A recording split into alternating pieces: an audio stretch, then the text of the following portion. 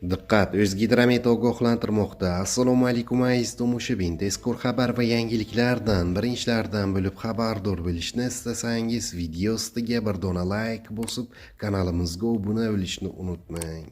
2025-yil 31-dekabr, 2026-yil 5-yanvar kunlari kutilayotgan yog'ingarchilik hamda havo haroratining o'zgarishlari sababli respublikaning tog'li hududlarida, shu jumladan Qashqadaryo viloyatining Dehqonobod, Kitob, Qamashi, Shahrisabz tumanlarida, Surxondaryo viloyatining Boysun, Qumqo'rg'on, Sariosiyo, Uzun tumanlarida, Samarqand viloyatining Nurobod, Qo'shrabot, Samarqand, Urgut tumanlarida, Jizzax viloyatining Nizomin, Baxmal tumanlarida, Toshkent viloyatining Bo'stonliq, Parkent, Ohangaron tumanlari, Chortoq Chizmas tog'lari, Namangan viloyatining Pop tumanida qor ko'chish xavfi e'lon qilinadi.